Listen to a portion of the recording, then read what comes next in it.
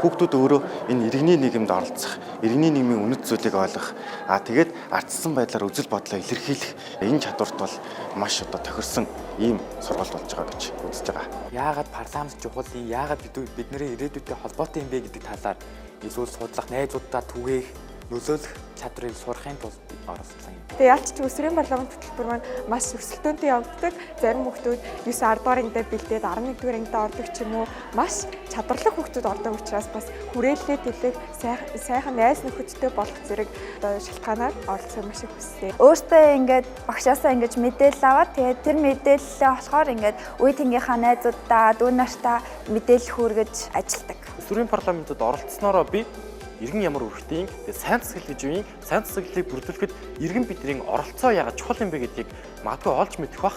Оролцоотой байна гэдэг бол өөрөө мэдээлэлтэй байхыг хэлдэг те. Мэдээлэлтэй байна гэдэг бол өөрөө хариуцлагатай байхыг бас хэлдэг. Тэгэхээр энэ хөтөлбөр маань хэрхэн сайн үршмээ үр дүнгээ гаргах, ирээдүйн хүүхэд багчууд маань, залуучууд маань парламентын боловсролын мэдлэгтэй болохын асуудал хамгийн гол нь та бүгдээс бас хамаарах юм шүү гэдгийг бол хэлье.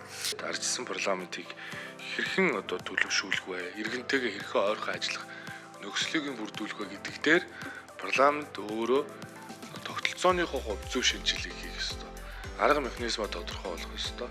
Дээрэс нь их хурлын өдөртмийн үйл ажиллагааг зохион байгуулж зөвлөн туслаж мэрэгжил арга зүйн талаас нь ажиллаж байгаа их хурлын тамгын газар бол үүн дээр бодиттой хувь нэмрээ оруулах ёстой гэдэг утгаараа бол энэ парламентын боловсрол гэсэн хөтөлбөрийг эхлүүлж цаашдын хийж хэрэгжүүлэх ажлуудаа та бүхэнтэй ярилцж байгаа юм.